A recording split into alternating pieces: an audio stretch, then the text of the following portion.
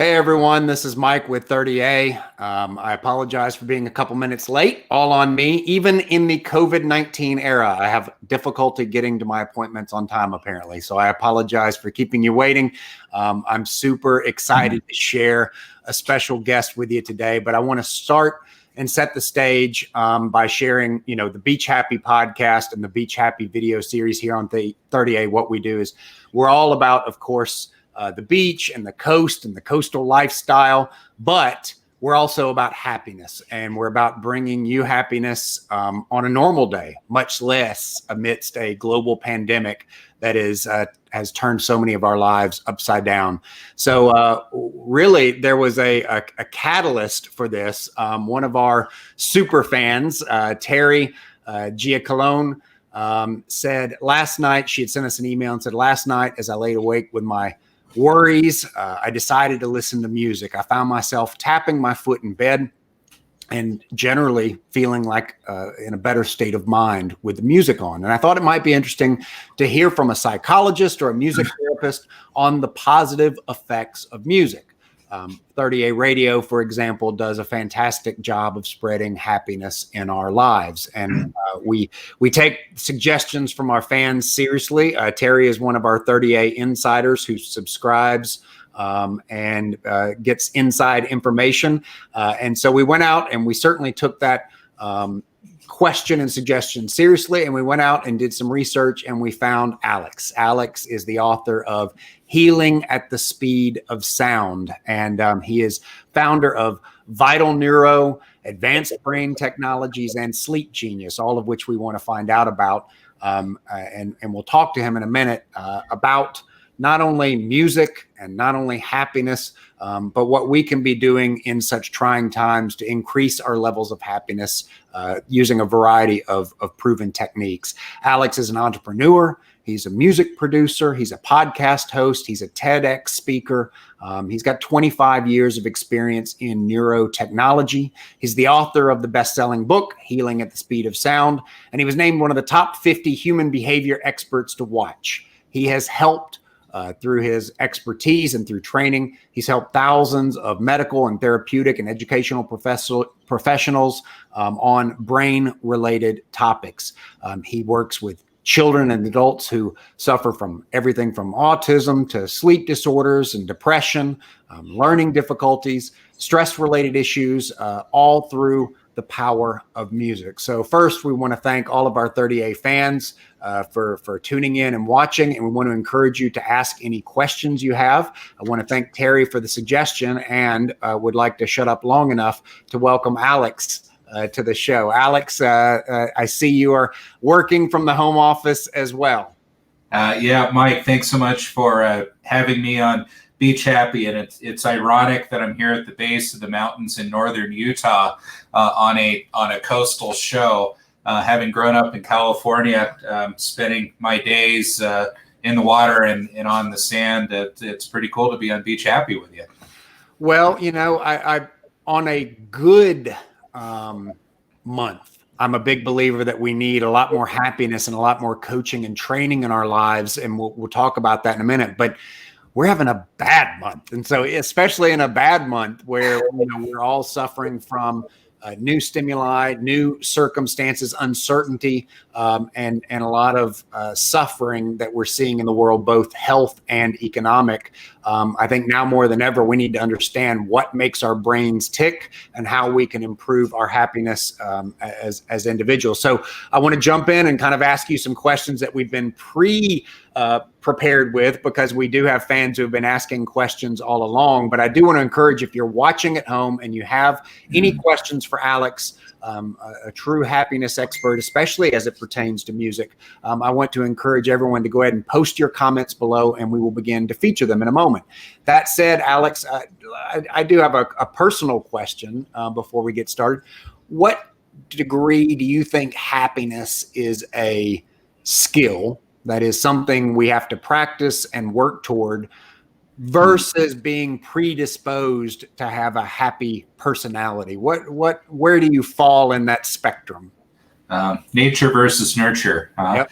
It's an interesting question because I believe we all have a capacity to really experience joy and happiness in our life. I believe our epigenetics do play a factor in that. Our environment and our upbringing and the attitudes of the households that we grew up in definitely mold and shape our perspectives and our mood and our emotion. But I think most interestingly is kind of this idea that you bring something up right now that pertains to the question, Mike, and that is that many people are living in fear and uncertainty. And when we're in fear and uncertainty, we tend to go to dark places. And when we come from love in a place of calm, we experience a lot more joy, open mindset, and abundance.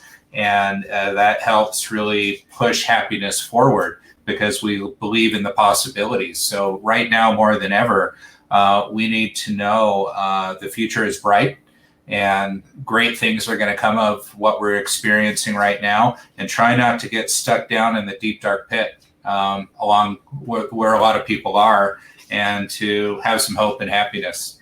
Mm-hmm. And, if you had to make a guess, an educated guess, a very educated guess in your case, what degree it is a skill versus what degree it is a predisposed brain function. I mean, where do you think most of us fit? I think happiness is a choice. And I agree. And it's something you have to work toward, just as surely as you have to work to exercise to keep your body in shape. There are certain exercises I think we should all be doing as individuals to keep our minds happy. And it took me a long time to figure that out. I mean, I've struggled with depression most of my life, and I overcompensate, I think, by trying to be the beach happy guy and to live. But the reality is we all struggle with it to some degree. And there are certain things you can do, including music, to help create a better, a happier lifestyle. Let me ask you a question, though. I watched your TED Talk, and we all know that depression has been on the rise for a very long time, for at least the last decade. And along with depression, come the more dire results of depression, including suicide. Even before this pandemic and COVID-19, which makes it that much more alarming what we might see in the months and years ahead with regard to economic impact. What do you think is happening? Why, like in an era when actually homicides are at a near all-time low and violent crime is at a near all-time low, and yet depression and suicides are on the rise? Do you have a feel for what's been fueling that even prior to the pandemic? I do, and they're, one of the organizations we work with at Vital Neuro is we're a partner with the University of Colorado, the National Mental Health Innovation Center, which is very, focused on this concern and these diseases of despair, where we have unprecedented highs of depression, anxiety, suicide. A very alarming fact, Mike, is that the leading cause of death of girls aged 10 to 14 is suicide. I never heard of a suicide of a child or a teenager until I entered college. These are unprecedented times. And what I feel is happening is that we have lowered resilience, and we are not adapting to the world at the rate that it's been changing. We're very overwhelmed in the media with messages of fear, uncertainty, and negativity, and the sky is falling, and if Chicken Little says it enough, eventually the sky falls, and it has right now. And, it isn't COVID-19 that's really the threat. It's the fear that we have of the uncertain future and what might happen to us that it is. And we've been seeing this propagate for years, even prior to COVID-19. And I think we saw a big shift after 9/11 of a very uncertain world, and especially for those here in the U.S., that thought we were impenetrable, and then the enemy arrived on our shores, and it's here in full force today. So I think we've been shifting. Our brains have not adapted to the world that we've created. So it's self-inflicted by humanity at some level. We have all this technology, all this information overload. We're constantly switched on and connected, and the demands are much higher. Life isn't as simple as it used to be, and our brains simply haven't adapted to this new world fast enough. Mm-hmm. And I think a lot of what we're seeing is that lower resilience. There's a whole conversation we can get into about environmental factors and the food that we're eating, and different types of pollution that we're experiencing, from light pollution to noise pollution to groundwater. So I think there are a lot of contributing factors, and that what's happening right now is giving us an opportunity to pause, to reset, to reprioritize. And in my opinion, we're going to come out better, stronger, faster, and happier as a result of what feels like a dark time. But there's tremendous light on the other side of this. Couldn't agree more. And that's something, it's a recurring theme. Every expert that I speak with, whether they are a life coach, or whether they are a happiness expert such as yourself, or whether they're a physical doctor or immunologist, they're all saying the good thing, that good things are going to come out of this. And I think we're going to start understanding what those good things are once we get through this initial shock, to the system. Let's talk about music for a second. Then I want to come back to some of the questions that fans are asking online, including Julia Fink and some others. By the way, if you do have questions for Alex is an incredible resource here, sharing his time with 30A fans, and in particular, in relation to happiness, the impact, the powerful and profound impact that music has on it. Is there a genre of music that tends to work better than others, or is it really depend on the individual? Well, who doesn't smile when they listen to the Beach Boys? Right. I think there are for sure different styles of music that we tend to think as happy, but what I'd like to break down a little bit more is what is the impact that music has on us that helps activate happiness. And that's the fact that music that feels good, that is familiar and really resonates with us, changes our brain chemistry.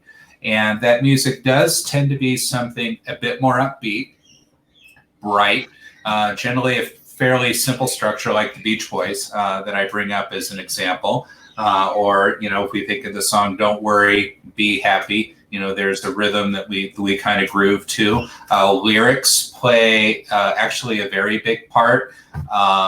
The key the music is played in, is it a minor or a major tonality within the music, faster tempos or slower tempos. So generally, upbeat, light music increases the endorphins in the brain, the feel-good hormones, and dopamine that rewards the brain and makes us feel great. And also, the right music lowers cortisol, which is our stress hormone. So when we listen to music that feels good, we're changing neurochemistry. And when we change neurochemistry, our mood and emotion and our energy adapts to that very rapidly. In fact, we can, with a familiar song that we love and we go to as that kind of go-to happy place, even before we hear the first note of it, if we know it well, the brain's anticipation of it begins to change our chemistry and lighten our mood and make us feel better. So one of the things you talked about in your TED Talk was that it's like a drug without a side effect. I mean, it really is it's a music, and you're not saying that in a metaphorical way. You really are talking about it in a chemical way. 100%. So if we take a drug of choice, whether that be food, whether that be chemical, remember that whether we smoke it, we drink it, we watch it, or we get our highs from surfing, the same neural network in the brain is at play, and that is the brain's reward network. And it's called a dopamine reward circuit. And when we feed that circuit with what resonates with us and feels good, the brain wants more of it. And it keeps producing these dopamine hits. And music is very effective at doing that without negative side effects of our other drugs of choice. So music is a great substitute to transition from negative substances or experiences which drive us and keep us coming back. Music can facilitate the same thing without making us feel bad in any way.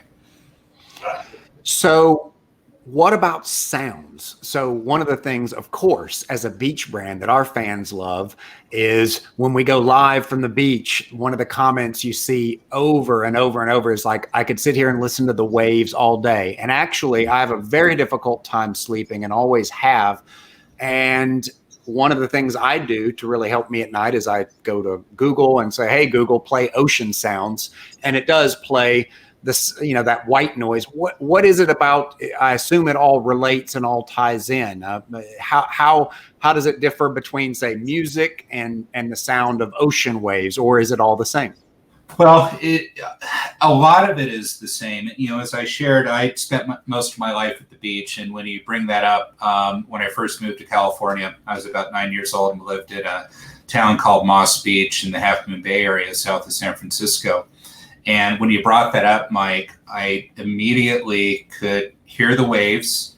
I could remember my time in the tide pools. I can smell the salt, the eucalyptus, the cypress, and it's this multi-sensorial memory, which actually brings me tremendous joy just recalling and going back to that time. And when you talk about like the sounds of the ocean and the ocean waves, those ocean waves help to calm our nervous system, and our body rhythms and our brain rhythms begin to entrain to the frequency of the waves. And what that does is it helps calm us. It gives us a sense of place. It's a sense of grounding, and it slows our brain rhythms. It slows our respiratory rate and our breathing rate and our heart rate, and it brings us to that calm place, and that's lowering our cortisol, providing stress relief, and that makes us happy because we feel safe, grounded, and calm. Well, I want to thank everybody who's sending in comments. If you have questions for Alex, we have the rare privilege of being here with someone who can help us understand the brain as it relates to happiness and simple things you can do in your life to increase your happiness, especially through the power of music. For a second, when in your TED Talk, you had, it was kind of funny because you showed, you played some music for the audience.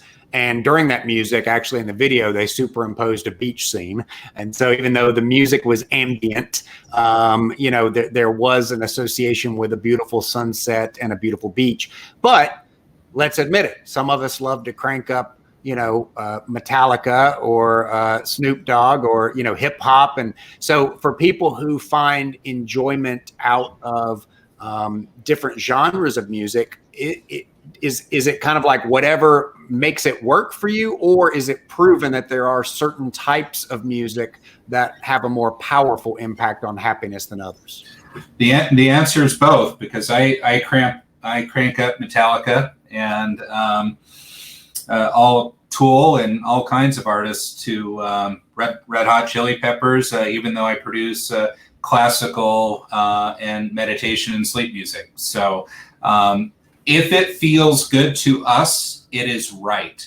But there are some principles to Sound of Music very quickly that can help you build a personal playlist that's going to allow you to guide your day. So I want to give you some real quick principles, and that is the components of Sound of Music that help make an impact. One is the tempo of the music.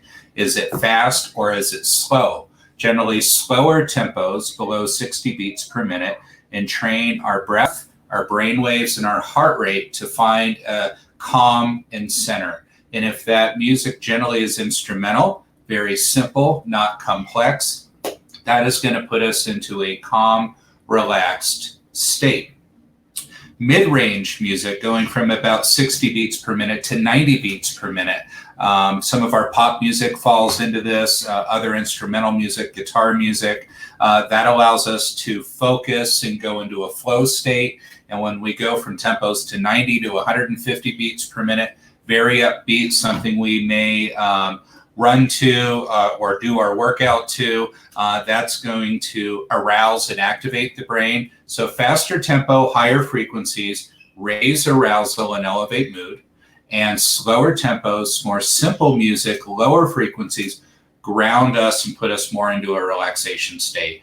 And if you go to your favorite music playlist, you intuitively know what to go to.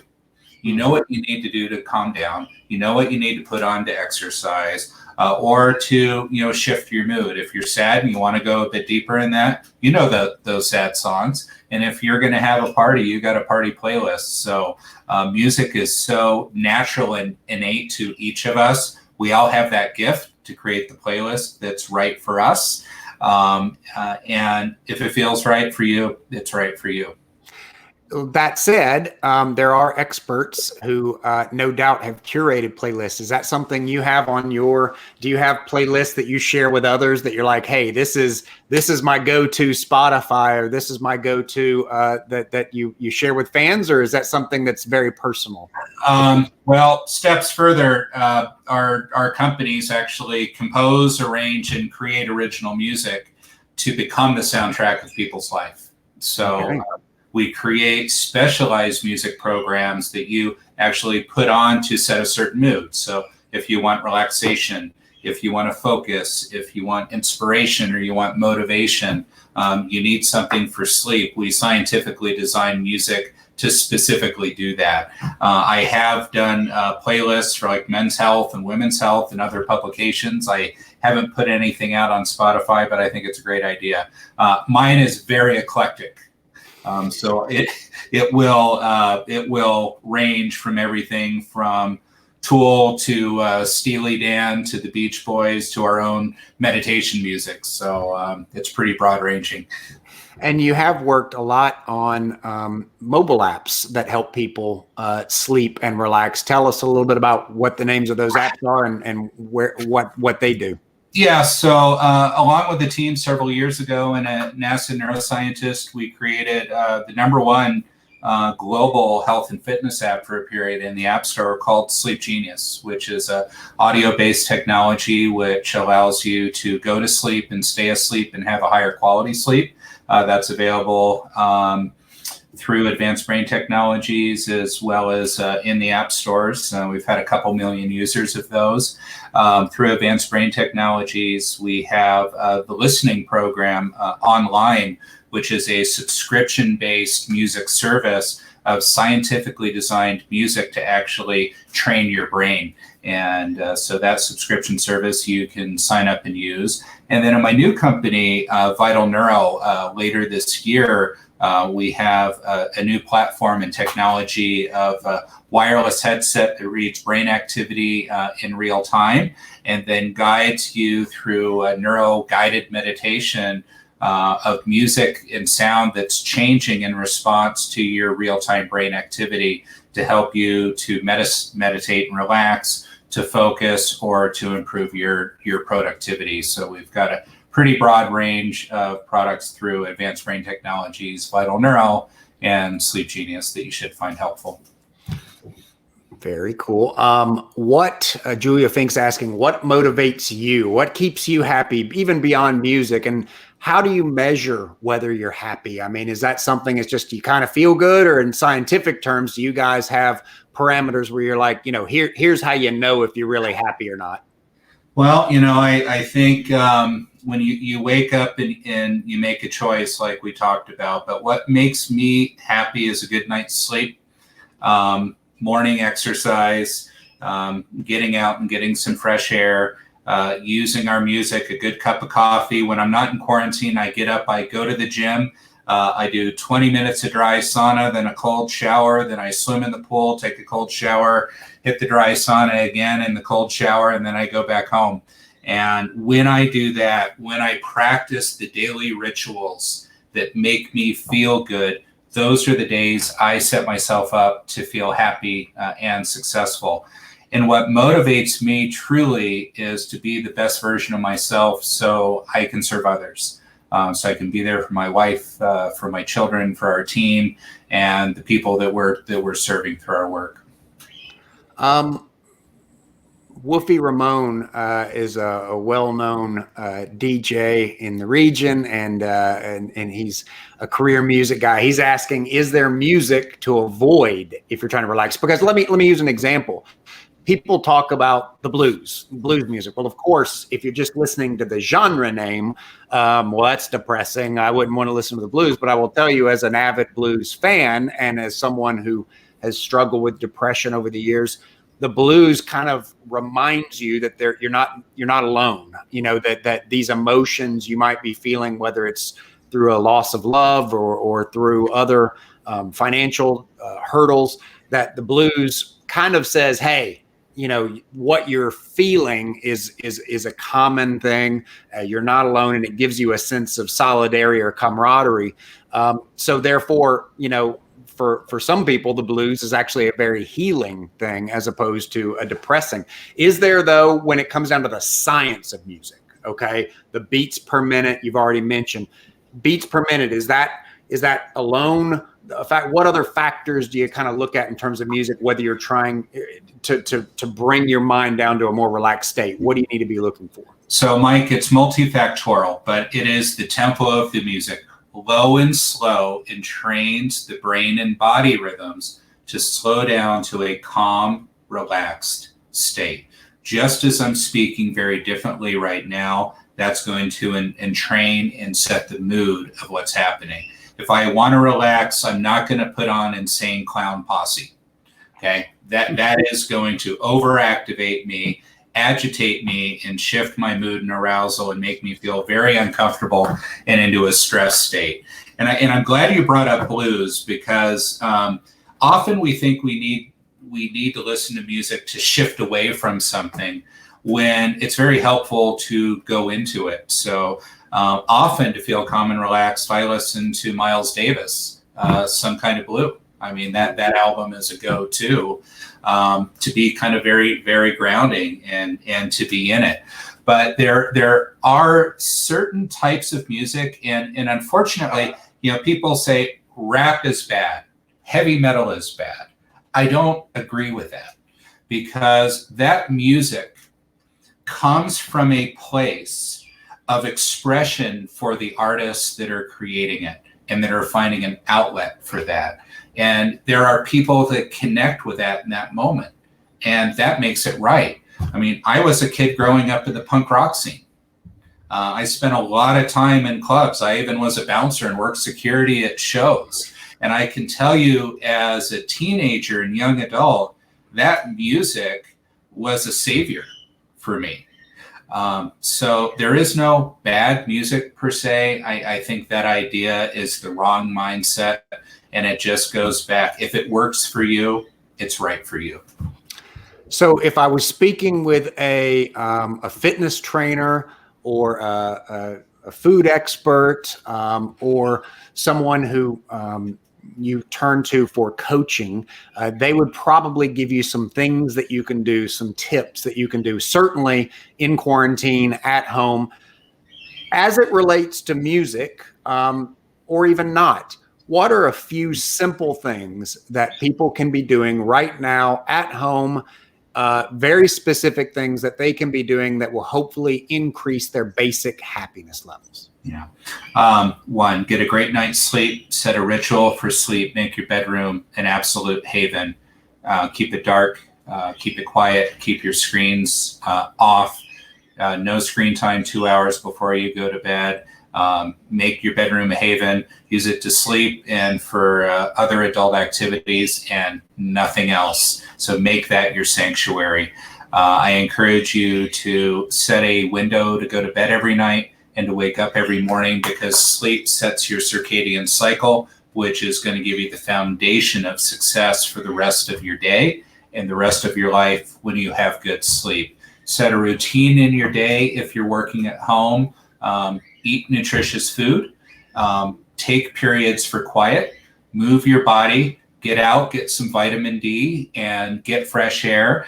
And this is a great time to curate your playlist. And through iTunes and Spotify and other music services, there's all sorts of artificial intelligence that allow you to discover new music that is very, very effective.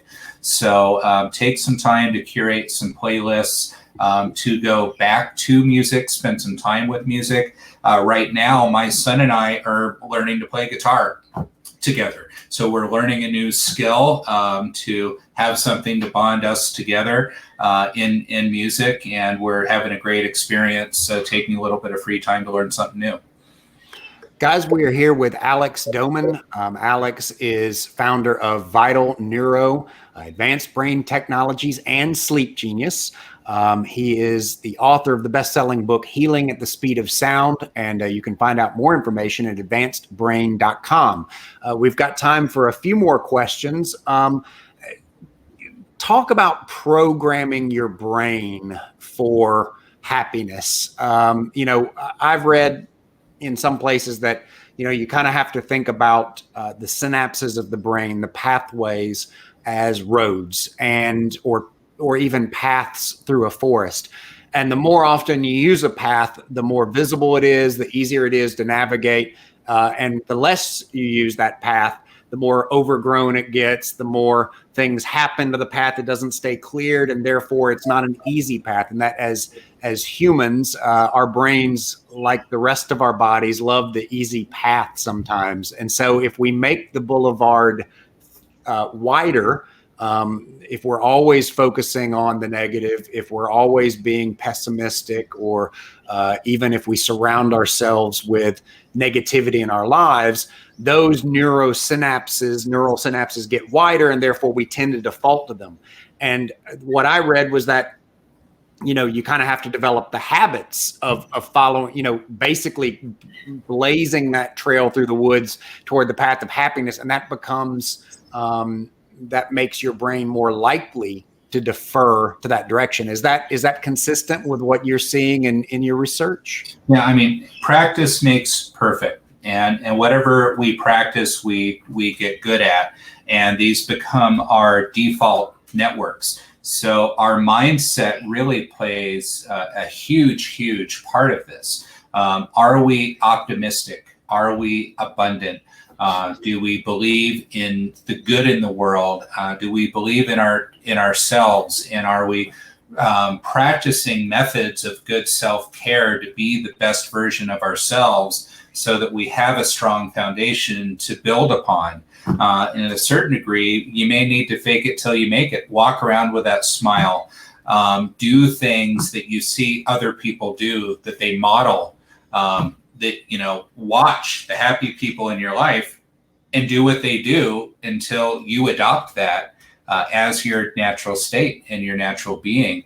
So, and another important piece is we know that we are the sum of the 5 people we spend the most time with. So sometimes to grow, we have to do the painful thing and leave others behind in our lives that aren't willing to grow with us. So I think making a choice about who you spend your time around, that's very infectious. And that also shapes our neural pathways, just simply the people that we're around. So, making happiness a choice, choosing the good in our lives, having the perspective of abundance and love and calm and peace and happiness, as opposed to sorrow, fear, and despair and uncertainty. So John's asking a very practical question. As I mentioned, when I go to sleep, I ask Google to play ocean sounds, and I've played ambient music. I've played different types of music. What about music? What about music with words? Is that something you would want to stay away from? Typically, in a bedroom environment, is ambient noise or ambient music going to be better or worse, or is it really, again, all come down to what works for you? It's interesting, having created a science-based program that grew out of NASA, helping astronauts go to sleep in space. This is a topic that, is something I'm very attuned to. And the wrong music can disrupt our sleep patterns. It can make it difficult to go to sleep and to stay asleep. And the right music can help us have sleep onset and sleep maintenance and actually amplify our sleep quality, but it is very individual. So if we can use music for a short period of time, so you set a timer, say for 90 minutes, which is the first full sleep cycle, and then it shuts off, that allows us to entrain to sleep if our difficulty is falling asleep. Use what works. If your difficulty is maintenance insomnia, you wake during the night, maybe because of noises or things happening in your environment, playing a naturescape or music designed for that, like in Sleep Genius, can help filter out that extraneous noise so your brain can stay within the sleep state. Some people find guided meditations very, very helpful. Some also find that these whole ASMR channels are very helpful. So, and I wouldn't worry about creating the dependency on it, because these things are not harmful. And it's okay to be dependent on things that make us feel good if they're good for us, and the right sound of music is good for us. Susan Gunn is asking, I've been having some bad dreams related to all the stress of being locked up, but also I know Susan, she's also a first responder. So beyond just the stress of being on lockdown, also the stress of worrying about exposing yourself and your loved ones to, the atrocious things that are going around. What do you recommend for someone who's having bad dreams all of a sudden? Are there any suggestions for how to potentially go to sleep and have fonder thoughts at night? I think, there's something that some friends developed, which is an exercise. What I'd like you to do before you go to sleep is I want you to think of something that brings you absolute joy. If you're a parent, it's the face of your infant child when they were young. If you're a pet owner, it may be your puppy. And I'd like you to visualize looking in their eyes and feeling and expressing thoughts of love. And just to stay in that moment as you're going to sleep, and to program your brain with something that touches your heart very deeply, that brings you joy, that is very pure and unaffected by what's happening in the world.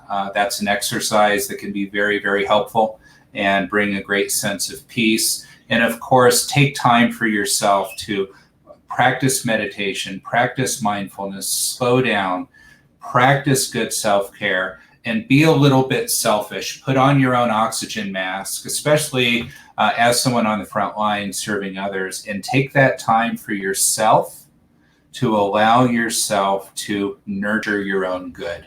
And that is going to help you have a greater sense of peace and hopefully a more restful night's sleep. One of the things I found, and I'm no expert, Alex is the expert, but I will say that having struggled with sleep really until the last year or two, I finally, and I found there is no magic bullet. I'm doing a multitude of things. I'm, making sure I have earplugs. I'm making sure the room's dark. I'm making sure I've got my ambient music on. I'm making sure that I'm doing all the things that create the best possible environment. But to kind of piggyback on what you were talking about there, and to try and follow up on Susan's question, another thing I started doing that sounded kind of hokey. However, I'm also one of those guys, I'll try anything, to a certain degree to see if it works. And I did start a gratitude journal, and, I keep it by my bed, and it's nothing more than just a blank book. And I don't put any thought into it. I'm not writing to my diary. I expect to probably burn it after I fill the book up, because it's not, it's not poetry. It is literally almost stream of consciousness. I'm grateful for the fact that I have clean drinking water. I'm grateful that my son had a good day. I'm grateful that we have enough food to eat. I'm grateful that toilet paper is not an issue in our house. Whatever pops into my mind. And what occurred to me, I really do think it's helped. And the reason I say that I think it's kind of interesting. One is you're going to sleep with positive thoughts, if nothing else, instead of going, or in addition to going to sleep worried about whatever crisis you're facing in your life, whether it's, health issue or financial, or worry about being exposed to, COVID-19 or something else. I find that it balances, at the very least. It lets you go to sleep with positive thoughts on your mind. So it goes back to that neural pathway, Susan. I suspect you're probably going to bed worried to death, about your loved ones, worried about your work situation. And I think you kind of have to counterbalance that by reminding yourself of the things you're blessed with, especially right before you go to sleep. Is that fair to say? Yeah, the practice of gratitude is one of the most nurturing things that we can do. Most of us in modern society, the fact that we can probably be on this podcast and have the technology to participate in it, we have a fairly abundant life.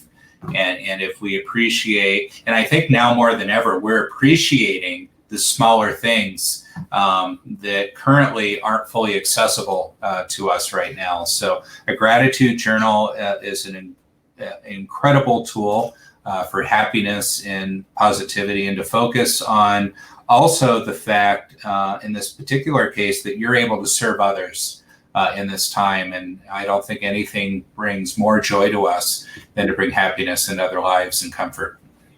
I'm not to get too philosophical about it, but that's part of why we're here as well.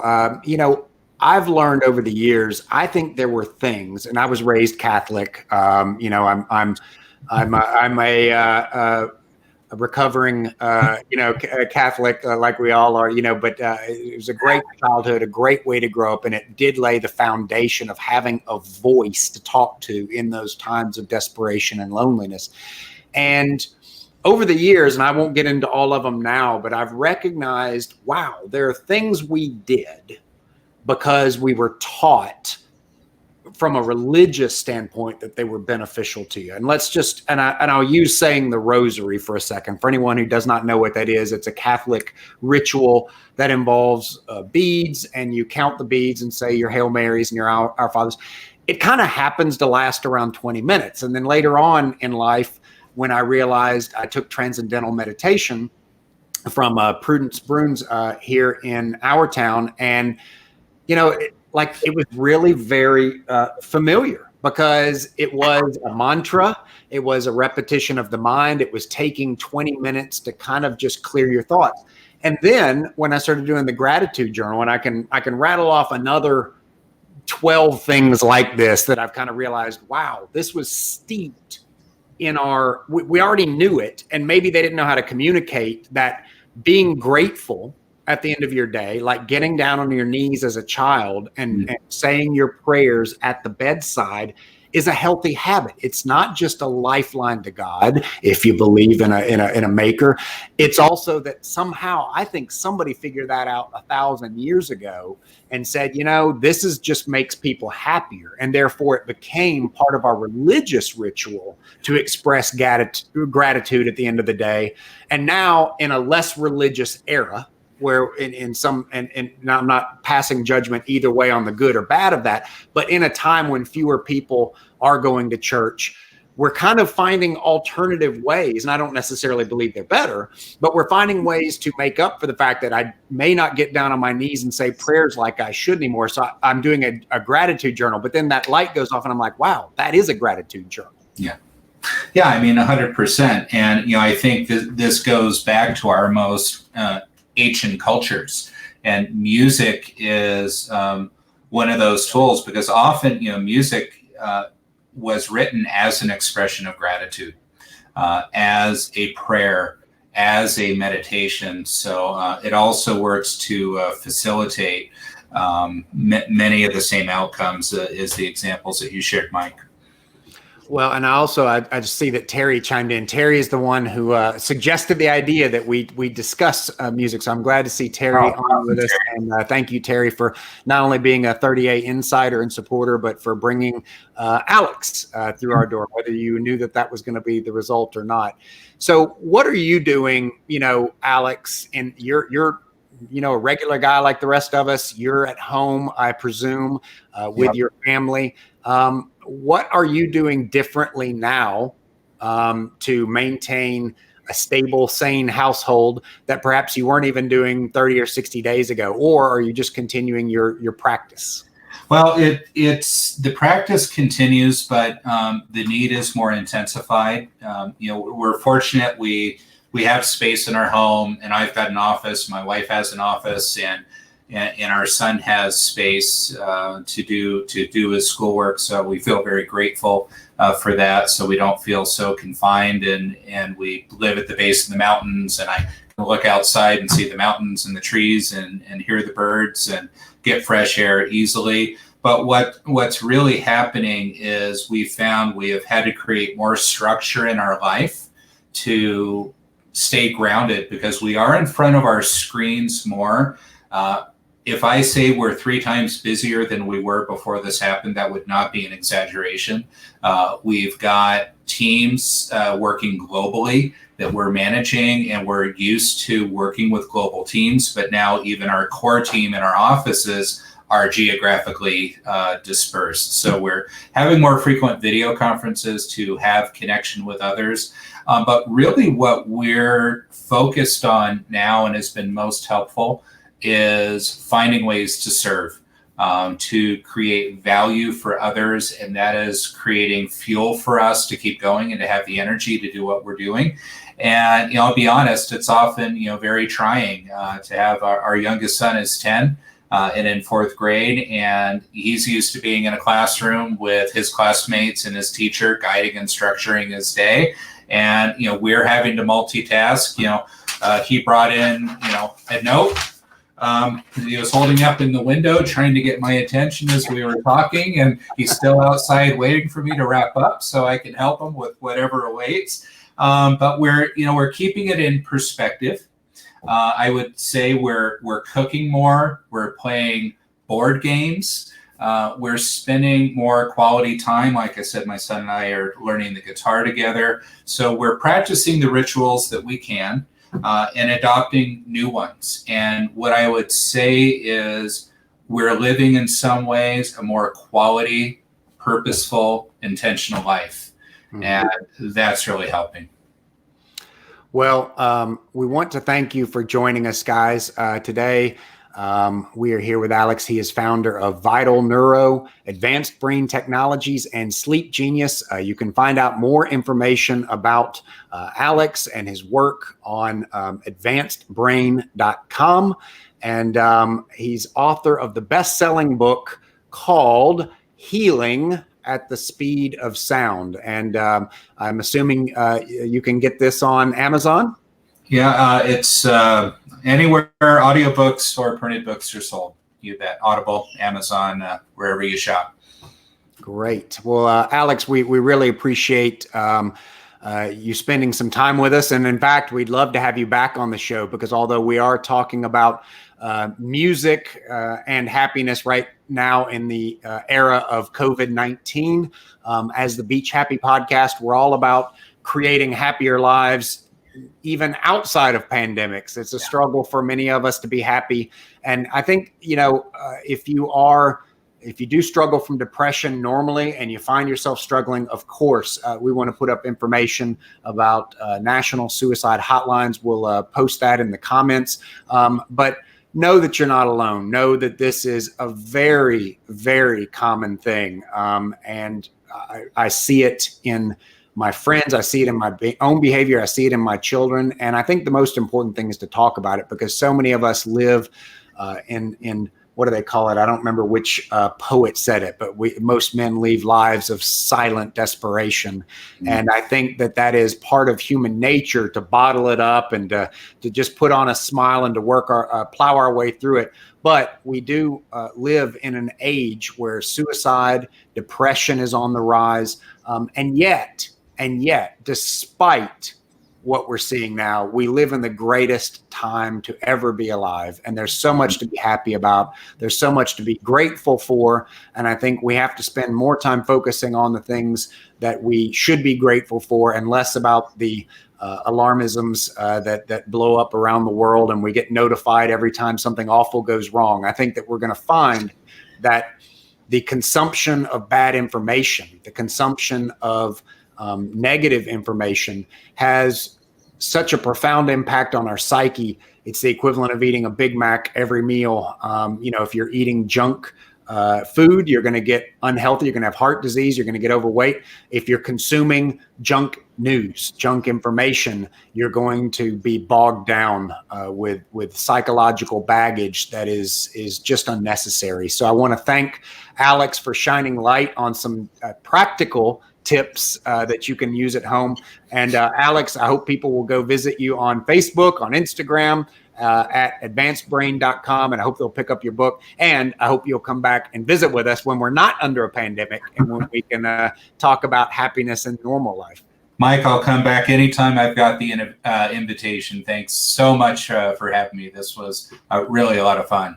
Well, thank you. All right, guys. So this is Mike with the Beach Happy Show. I hope you've enjoyed it. If you'd like, please click get notifications so that you'll be notified every time we go live. Sometimes we're going live with someone like Alex, who is sharing tips to keep you happy and healthy. Other times we're sharing sunsets at the beach or dolphin videos or whatever else we have at our disposal. And I also want to thank Terry, one of our 30A insiders and 30A supporters, for suggesting that we bring in a happiness expert to talk about music.